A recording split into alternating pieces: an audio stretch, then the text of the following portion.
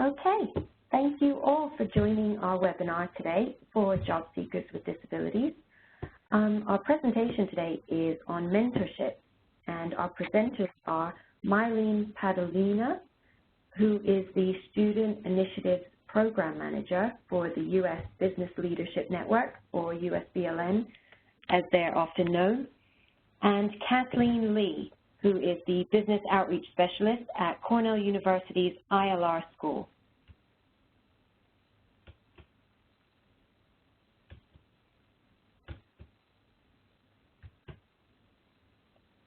So just a quick note on the webinar logistics. Audio is available through calling in the number that's on the screen there and in the chat box, and using the conference code there too. During the presentation, everyone will be set to mute. If you have any questions at all, please type them into the chat box, which is on the right side of your screen, and we'll answer them at the end of the presentation. As with all of our webinars, we offer a live captioning service. The link is posted in the chat box on your screen, which you can just click. And as I mentioned, we'll be recording the presentation and uploading it to our YouTube channel and also to our website by the end of this week. So we will email you all a link and the presentation itself as well.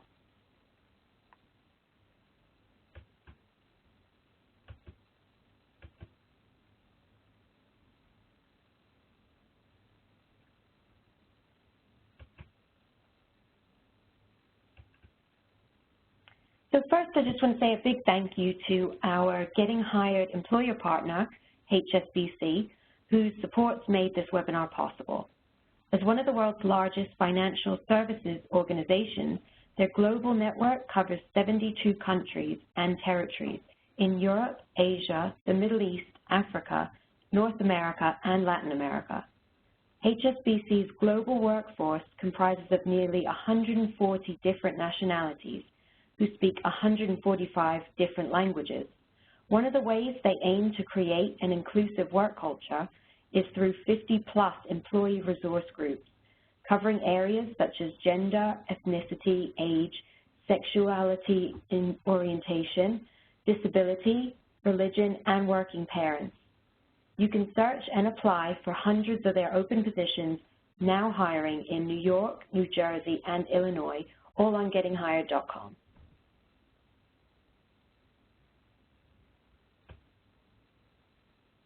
So back to today's presentation. I'll just introduce our two speakers firstly. So as I mentioned, Mylene Padolina is from the USBLN. She leads the USBLN's involvement in broadening career options for students with disabilities. She has a passion for supporting underrepresented youth in their journey from school to work and champions the importance of career exploration and mentoring activities. In her previous role as Senior Diversity Outreach Manager at Microsoft Corp., Mylene directed successful pipeline development programs, such as the Global DigiGirls High Tech Camps and the High School Internship Program. Mylene brings over 20 years of experience in human resources, community relations, program management, leadership development, and coaching. She partners with private employers and nonprofit organizations to successfully create diverse and inclusive workplaces, programs, and leaders. So thank you very much for joining, Mylene.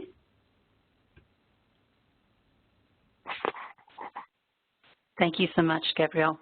And Getting Hired in terms of bringing about this great topic to its listeners. Oh, thank you very much for joining. And our second presenter is Kathleen Lee, who's the Business Outreach Specialist at Cornell University's ILR School and the K. Lisa Yang and Hock E. Tan Institute on Employment and Disability. Kathleen provides technical assistance training and consultation for the business community on issues related to the employment of individuals and veterans with disabilities by sharing best employment practices and resources. Kathleen's experience includes more than 20 years in disability inclusion, human resources, and workforce development. Kathleen has also administered federal employment and mentoring programs in multiple locations throughout the country, serving veterans, individuals with disabilities, dislocated workers, and students. So again, thank you very much, both of you, for joining. And I will leave it to you two to take it away now. Just let me know if I will. Actually, I will transfer the. I'll make you both presenters so you can control the slides yourself.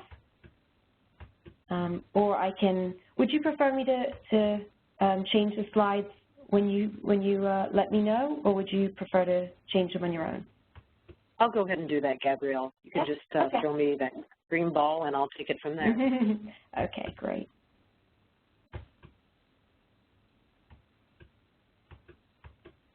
So once again, this is Mylene Padolina with USBLN, and I'm going to go ahead and get us started.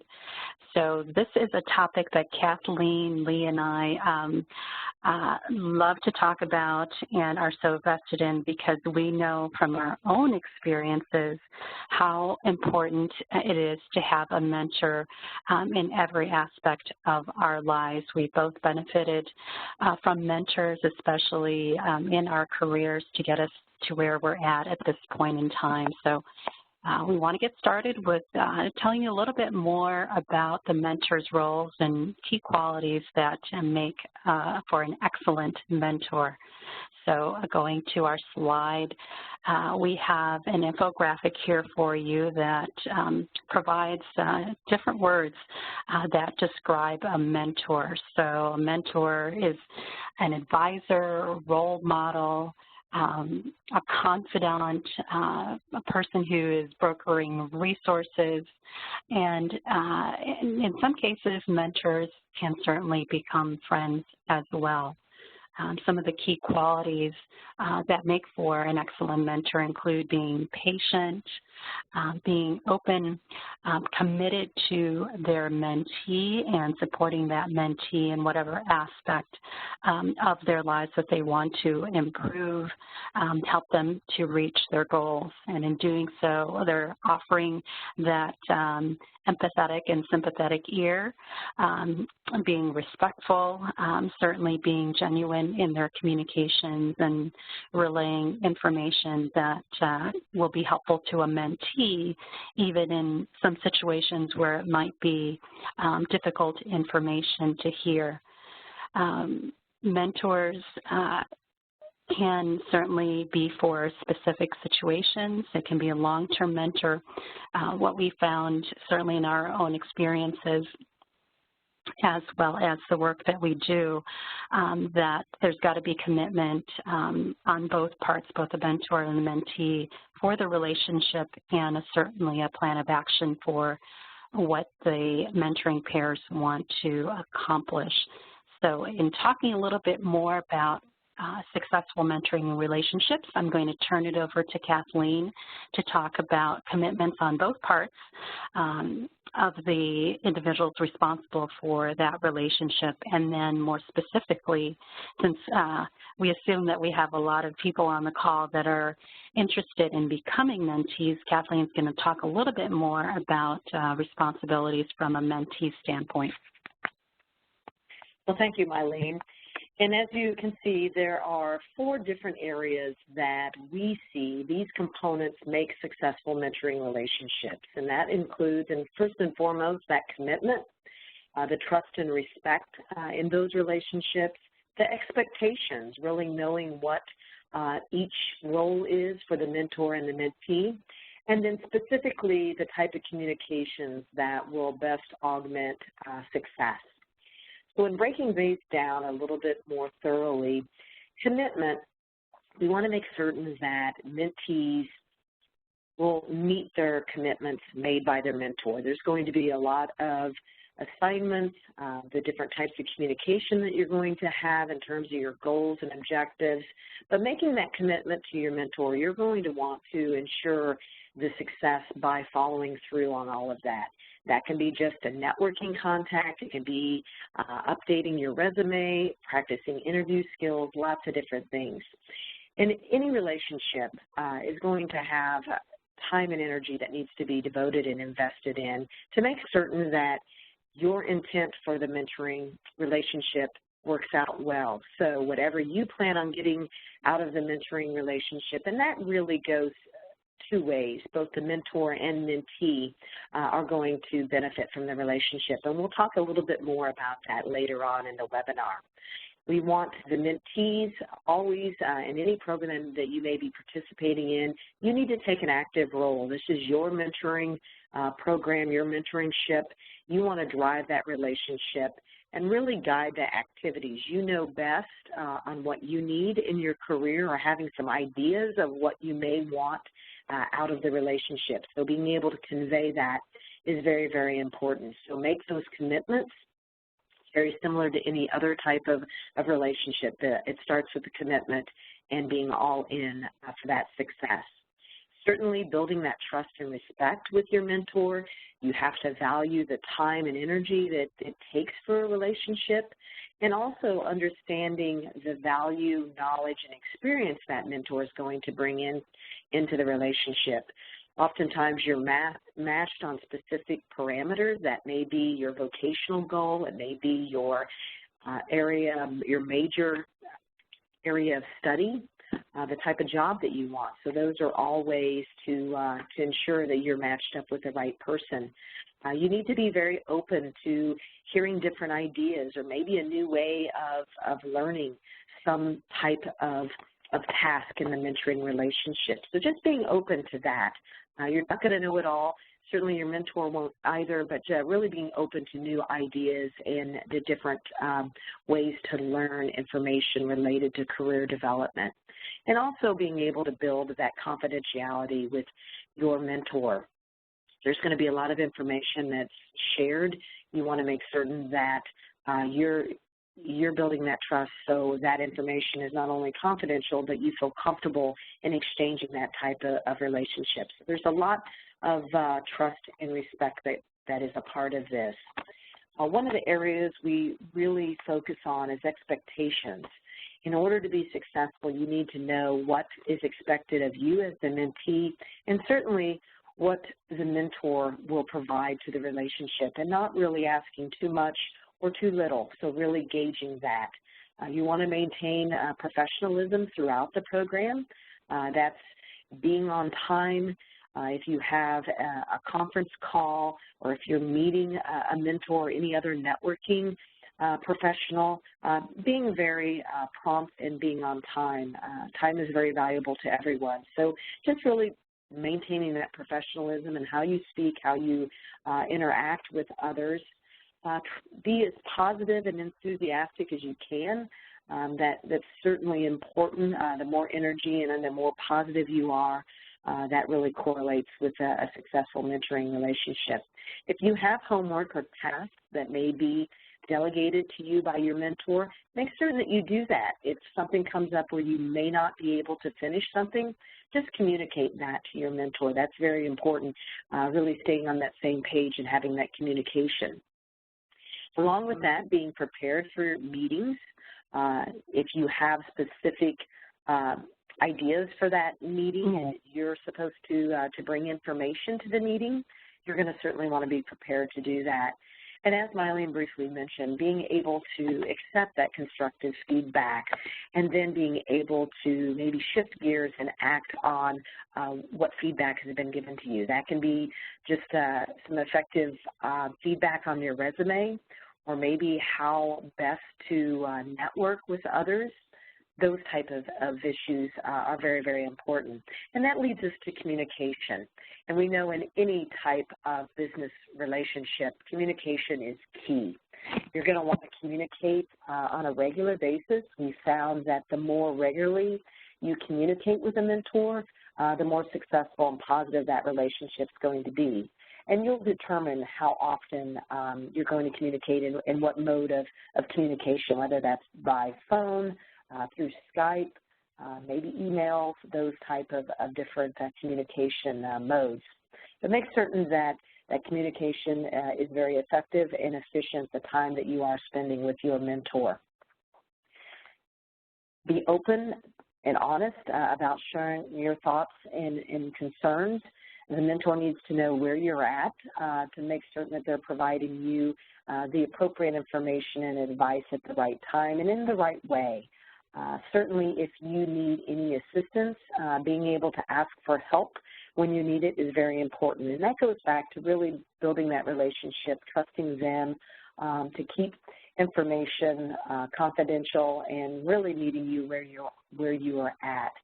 And then if and when any problems or challenges arise, being able to address those in a timely manner. So don't let things go too long. It's better to address them immediately before that issue may become larger than it needs to be. So very, very important with a couple of those key responsibility areas and really the core of mentoring, those 4 areas. And with that, I'm going to turn it back over to Mylene, and she's going to talk to you a little bit about the different types of mentors and mentoring relationships. Thanks, Kathleen. So as we mentioned, we're strong advocates for obtaining a mentor. There's certainly different kinds of mentors. Duration of time that you meet with a mentor can be different. But key thing is to go and search and let people know that you're looking for a mentor as well to help you with your career. The more people you talk to, certainly the more people you will meet, and you'll eventually find the right people that can assist you in whatever aspect of the job search process, development process that you're in, and whatever help that you need. So in terms of the different types of mentors, we've got just in time. So let's say in a particular situation you're needing some help in terms of preparing for an interview that's coming up. So something that you need someone to help you with right away. Short-term programs can be anywhere from 1 to 6 months or a year. Long-term mentors can be ones that you have for a lifetime. A great example is I have a first manager of mine that I had met in my first job out of college that I still keep in contact with today and still talk about my jobs and progress, things like that. And what's great for long-term mentors is that they have that relationship and they know you from years back and have an understanding of your background, skills, and abilities to continue to help you progress forward. So keep all these things in mind. You can have certainly a multiple amount of mentors that serve in these different kinds of lengths. In terms of finding a mentor, as I mentioned, being able to let people know that you're interested in finding someone to mentor you and having a feel for what you would like to do with that person, and then going out there and talking to people. For those of you in school currently attending college or university, that's a great place to start. Talk with your professors, as they may have contacts within the business community to help you connect you to someone within the industry and field that you are looking to get into. If you've got an internship or you're currently working, as I mentioned, in my example, former manager is great. They've seen your work and they know your capabilities and can certainly help you progress to that next level. Also, check in with family and friends. They may know someone who may know someone else. Referrals are always good. And then lastly, there are certainly formalized mentoring programs that are available that you can also be a part of, where it's, for a specific period of time, and that the program helps in matching you with a mentor and providing additional resources. So going to the next slide, we've got some examples for you that are general in nature and also disability specific. So if you go into the National Mentoring Partnerships website, it's mentoring.org. they have a section in there where you enter your zip code, and then it will provide you with programs within your immediate area. The next example is Partners for Youth with Disabilities. It is I believe, a Boston-based organization that provides local mentoring opportunities as well as resources. Another example is Access STEM Careers out of the University of Washington, and they have an online mentoring program. An example of a program within Washington, D.C. area is Broad Futures, and they focus on providing training, resources, as well as internship opportunities. And then lastly, CareerLink Mentoring Program with the USBLN is another example of a nationwide program, and we will be talking a little bit more about that.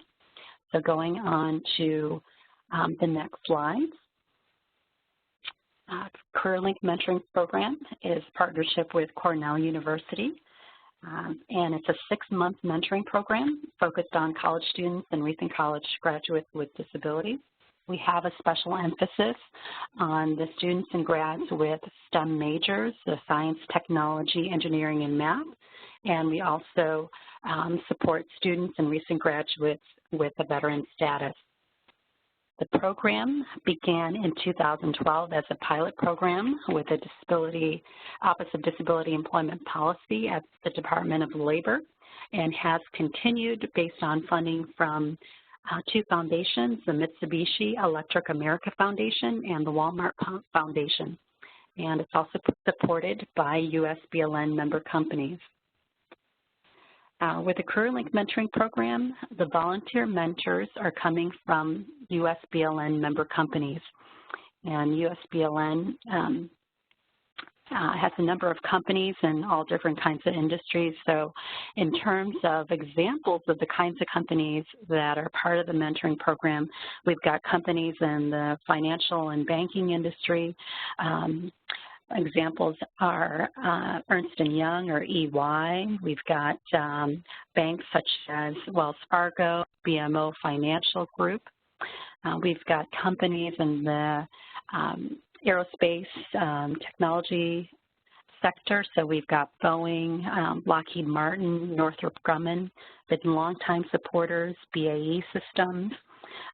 For those of you who are interested in the pharmaceutical kinds of companies, we've got Merck, who is participating as well. We've got organizations in the retail sector, Walmart.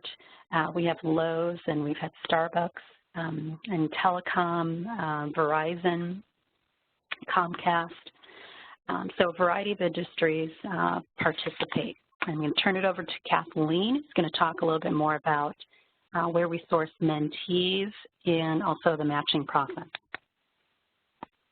All right, so there are a lot of different recruitment sources that we use. This is a national program, so we have folks from across the country in different areas.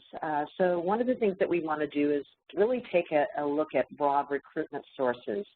And that starts with the career services or disability services offices at different colleges and universities across the country. We also recruit from the state vocational rehabilitation service in every state.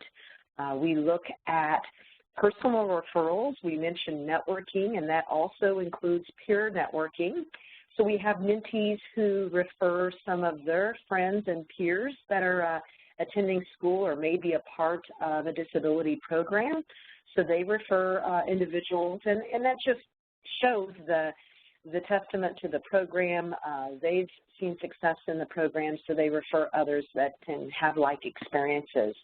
We also have a program website on the USBLN.org website. There's a specific link to the CareerLink Mentoring Program. So people can sign up for the program there and find out a little bit more about some of the experiences and successes of our past mentees or our alumni mentees. the Workforce Recruitment Program, which is a national program that works with individuals with disabilities. And this is a great opportunity to have exposure to not only the public sector, but private sector. And that is coordinated at different career services or disability services. And it's funded through the Department of Defense as well as the Department of Labor. So that may be something that you want to check out as well. We've had a very successful partnership with WRP. Also, CUSD, for Career Opportunities for Students with Disabilities.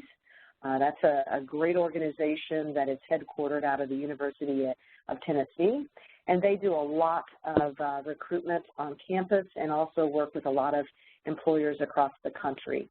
Also, Entry Point, which is geared towards students that have STEM majors, that's science, technology, engineering, and math, as well as the University of Washington's Do It program. So you can see that we've got a broad base to recruit from, and as the program supports people with disabilities, it's also diverse in the career recruitment mentee resources.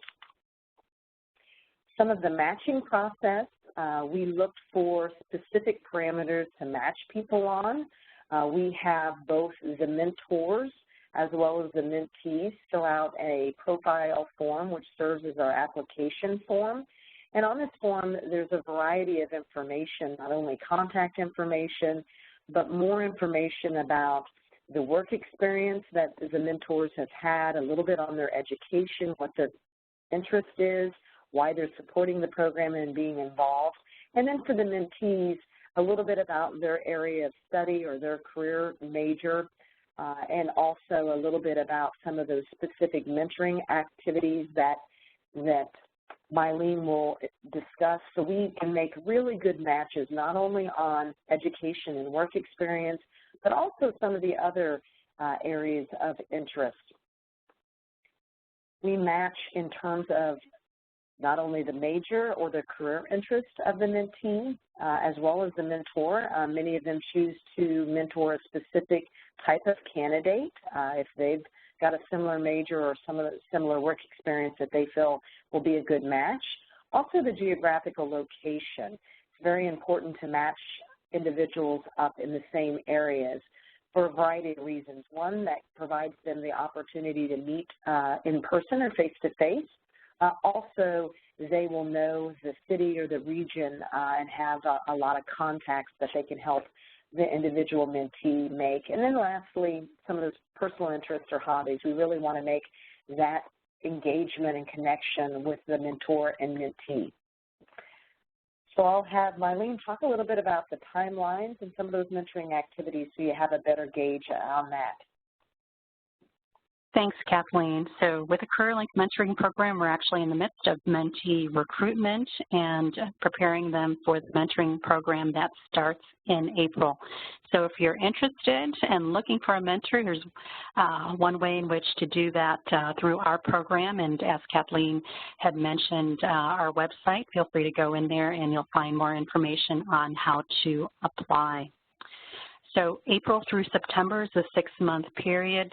Not only with our program, you'll have the one-on-one mentoring, but we also offer virtual as well as in-person activities that will help in terms of facilitating networking opportunities and being able to meet employers and be able to take the things that you learned with your mentor and put them into practice. Our program concludes with evaluations and check-in with mentees October through March after the program concludes. The next slide we have for you provides examples of the kinds of activities that we encourage our mentors and mentees to take part in. And these are the kinds of activities as you think about obtaining a mentor to help you with your career that you might want to consider as well, whether you go through a program or whether you find a mentor on your own. Certainly the first kinds of things that you'll want them to do is have them review your resume, since a lot of recruitment is happening on social media through forums such as LinkedIn, you'll also may want to ask your mentor for their feedback on your social media presence, your LinkedIn profile, and are you using LinkedIn appropriately to get connected to recruiters or find available positions. The next thing we tend to find mentoring pairs doing is certainly practicing for interviews. So having mock interviews with their mentors and finding other professionals that can give you feedback on your interviewing skills. Mentors certainly can provide kind of a long-term view of someone who has your major career interest and what are the career paths for someone with that kind of background. Your mentor certainly can be a link to other professionals for networking. Mentors can provide the opportunity to visit a workplace and see their work environment. Conducting a job shadow with your mentor can be a possibility. For those of you who have started a job, that's a perfect time and most important time to also have a mentor, and having that confidant help you navigate through your company's culture and ensuring that you start off successfully in that first job right from the start. For those of you still in school, a mentor can also be a resource to help you walk through some of the college courses and decide which ones to take that might be more relevant in the workplace or for the specific type of job that you're interested in. So hopefully that gives you a good idea of the kinds of things that a mentor can support you in. I'm going to turn it over to Kathleen, and she's going to talk about the benefits of mentoring through program outcomes and some examples that we've encountered in our work. Well, thank you, Mylene. And one of the areas we mentioned program evaluation. So we're really interested in the experiences from both the mentor and mentee perspective. And some of the things that we heard from the mentors that they really felt that this program helped in terms of their professional development. We have some mentors that have an interest in disability. They may have disabilities themselves, or they just may want to find out a little bit more about disability from a different perspective. We also have heard that many of the mentors, as well as their companies, they felt more comfortable and more likely to promote recruiting and hiring of people with disabilities. So that's exciting, and I think that's the key, is really the exposure, understanding disability from that type of working perspective always helps in terms of disability inclusion. There was also an increased sense of awareness of a variety of different concepts. But number one, many folks that are that are mentors have been out of college for a while, so they understand a little bit more about what current students with disabilities are faced with in the current job market, and how they can assist them and really get a better idea of the new employees that are coming into their workplaces and being able to support them. Also, the barriers faced by people with disabilities who are currently in the workplace, and really understanding a little bit more about workplace climate and culture and how they can instill a more welcoming engagement type of workplace and work culture.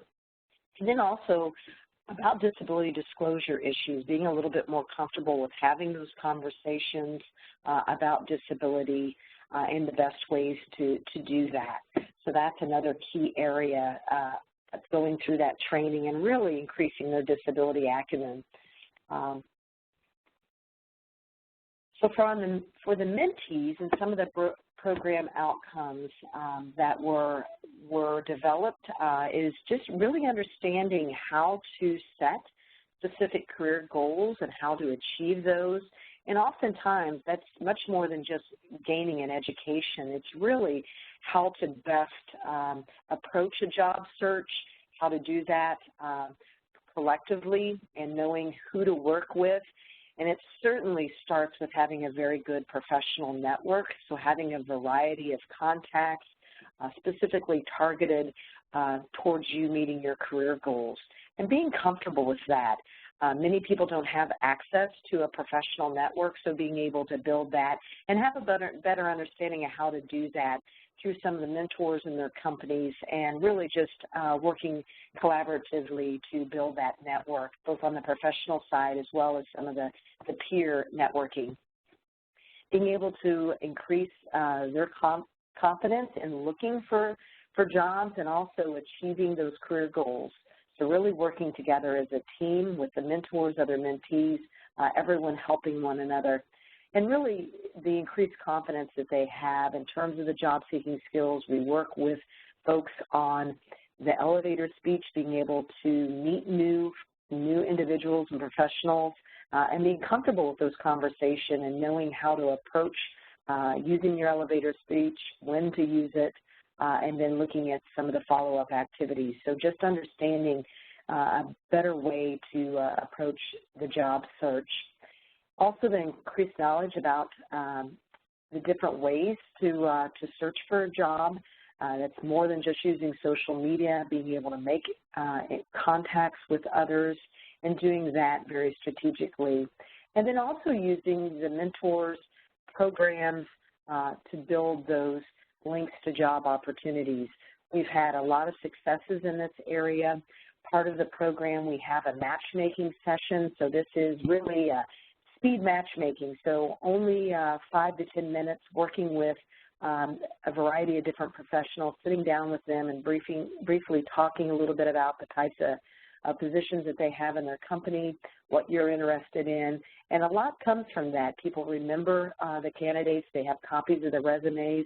So we've had a couple people be hired through that process, or at least have additional opportunities to meet with company representatives after that matchmaking. And this last year we had a couple people who secured a job through that quick meeting a lot of different professionals. And that's one of the things you'll find, that people will remember others and be able to refer you if they've had a good experience in meeting you. It's also a way to line up internships through the different companies that are involved in the USBLN, and specifically the CareerLink Mentoring Program. A lot of these companies, they offer internships during the summer or throughout the year, and being able to really expand that to include individuals with disabilities. So there's the internship component, the full-time opportunities, and then having mentors that are willing to reach out to their networks and refer the mentees. So there's been a lot of successes. And I know that Mylene mentioned some of these companies. We had folks that were hired through the program at E&Y, at Capital One, BNY Mellon, another large financial institution, some of those aerospace companies, Lockheed Martin, Northrop Grumman, BAE Systems, in the manufacturing, Medtronic, and Sonic Air. You have a lot of opportunities in different industries, and it's really just reaching out, finding out about what those opportunities are, and making those connections. You can do that through visiting career pages, seeing if you know someone at that company or someone you know, just all those type of networking opportunities. So that's created a lot of success. The key to any job search is really a blended approach, including social media, including going out and doing a lot of that through checking out websites, finding out about companies, researching them, and then making those connections. And you can do that certainly through a lot of the recruitment resources, through your state VR, through college programs at your university, the WRP, and other programs. So really take a look at a blended approach and make certain that you're targeting the right people to assist you. Our contact information is here, both myself as well as Mylene, and we've got a link to the CareerLink Mentoring Program on the screen there at usbln.org. And with that, I will turn it back over to Gabriella. Okay, thank you both so much. That was really, really informative. I apologize, we've run over a little bit, but there was just so much great information there. I really think, I didn't think any of it was worth cutting out. We do have just one question to get through. We'll squeeze through really quickly. Somebody has asked, if I get involved in a mentoring program, will I have the opportunity to work on special projects?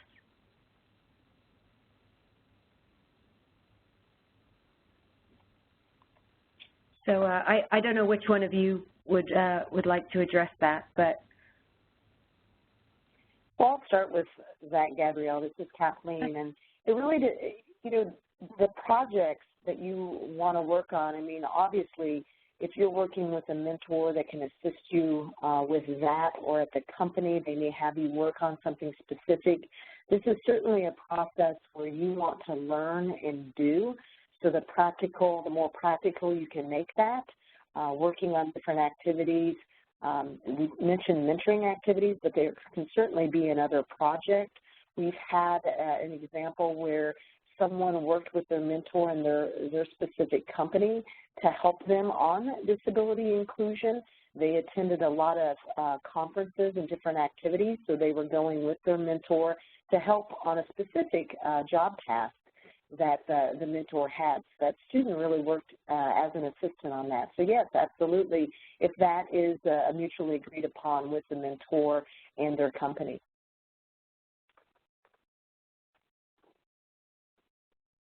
Okay, I hope that's cleared that up, and we're going to have to leave it there, I'm afraid, because we have run over a little bit. But thank you both again so much for joining, and we've put up the USBLN link there for the mentoring program. So anyone that would like more information, feel free to check out the website and register. And we will also be emailing all of the registrants the PowerPoint presentation and transcript, and also a link to the recorded webinar. So thank you all again for joining, and I hope you enjoy the rest of your week.